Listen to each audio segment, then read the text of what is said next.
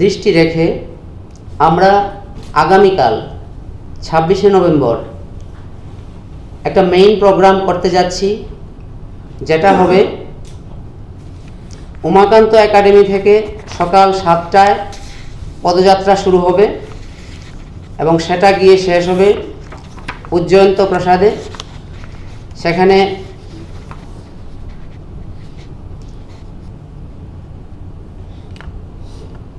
প্রস্তাবনা পাঠের মাধ্যমে সেটার সমাপ্তি হবে। এই যে পদযাত্রা,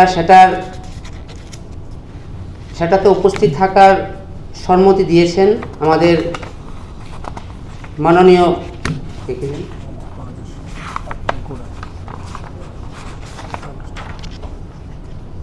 প্রাণজিৎ সিংহ রায়, মাননীয় মন্ত্রী, অর্থ পরিকল্পনা সমন্বয় তথ্য প্রযুক্তি দপ্তর, ত্রিপুরা সরকার।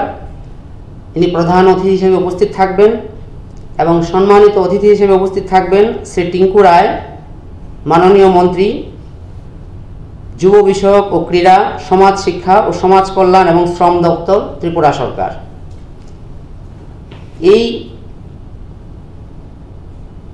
এই যে র্যালি উমাকান্ত ময়দান থেকে উজ্জয়ন্ত প্রাসাদ পর্যন্ত, সেই র্যালিতে সবাইকে আপনাদের মাধ্যমে আমরা উপস্থিত থাকার আবেদন করছি।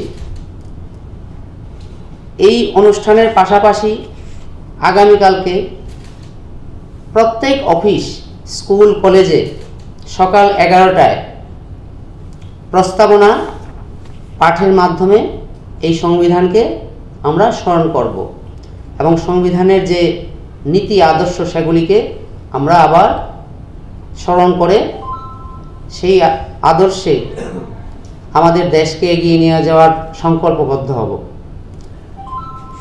তারপর সারা বৎসরব্যাপী যে প্রোগ্রামগুলি হবে সেগুলির বিষয়ে আমরা রাজ্য সরকারের পক্ষ থেকে অলরেডি একটা নোটিফিকেশন ইস্যু করেছি, যেটার মাধ্যমে প্রত্যেক দপ্তরকে বলা হয়েছে তারা যাতে নিজ নিজ দপ্তরের পক্ষ থেকে এই বিষয়ে তারা কি কি কর্মসূচি গ্রহণ করবে সেই বিষয়ে একটা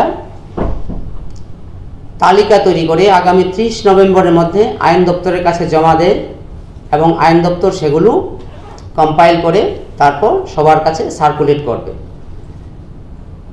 এই বিষয়ে আমি আরেকটু বলতে চাই, এই যে সারা বছরের যে কর্মসূচি সেগুলির বিষয়েও কেন্দ্রীয় সরকারের পক্ষ থেকে একটা দিক নির্দেশিকা দেওয়া হয়েছে। বিস্তৃতভাবে আমি না বলে শুধুমাত্র কয়েকটি বিষয়ে এই ব্যাপারে আমি আপনাদের সামনে রাখতে চাই। ইয়ারলং ক্যালেন্ডারের অঙ্গ হিসেবে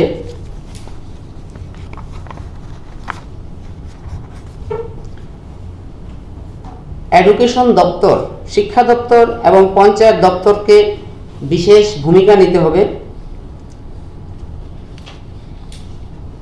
পঞ্চায়েত দপ্তরের পক্ষ থেকে প্রত্যেকটি পঞ্চায়েতে বিশেষ কর্মসূচি নেওয়া হবে এই গ্রাম সভার মাধ্যমে। বিস্তৃত বিষয় আপনাদেরকে আমার সঙ্গে যারা রয়েছেন তারা ব্যাখ্যা করে বলবেন কি কি বিষয়ে ওনারা পঞ্চায়েত দপ্তরের পক্ষ থেকে এবং শিক্ষা দপ্তরের পক্ষ থেকে কর্মসূচিগুলি নেবে। অন্যান্য দপ্তরও প্রত্যেকটা দপ্তরেই তাদের মতো করে এই কর্মসূচি হাতে নেবে এবং তা আগামী 30 তারিখের মধ্যে আইন দপ্তরের কাছে পাঠাবে, যেগুলি আইন দপ্তর একসাথে করে কম্পাইল করে সবাইকে বৎসরের ক্যালেন্ডার হিসেবে সার্কুলেট করবে। আর তারপরে বাকি যেসব বিষয় আছে সেগুলিকে বলার জন্য আমি আমার ডাইরেক্টর সাহেবকে অনুরোধ করছি। দপ্তরের পক্ষ থেকে আমি আইন সচিব সঞ্জয় ভট্টাচার্য রয়েছি, আমার সাথে রয়েছেন অধিকর্তা যুব ক্রীড়া দপ্তর বিষয়ক সত্যব্রত নাথ, পাশাপাশি রয়েছেন অধিকর্তা তথ্য ও সংস্কৃতি দপ্তর শ্রী বিম্বিসার ভট্টাচার্য।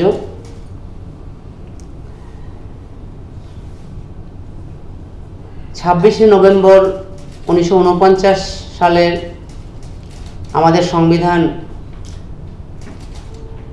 গৃহীত হয়েছিল এবং তার ঠিক 2 মাস পর 26 জানুয়ারি 1950 সালে সেটি কার্যকরী হয়।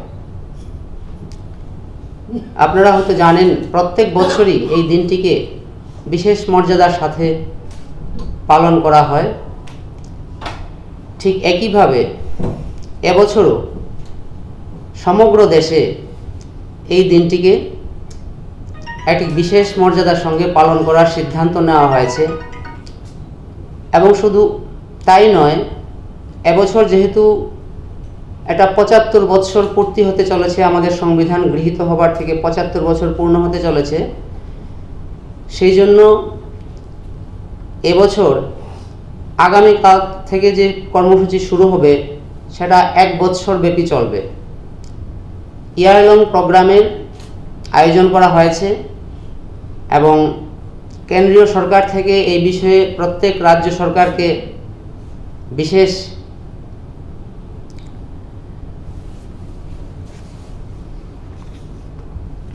বিশেষভাবে কীভাবে কর্মসূচিগুলি চালিত করা হবে সে বিষয়ে একটা দিক নির্দেশিকা দেওয়া হয়েছে।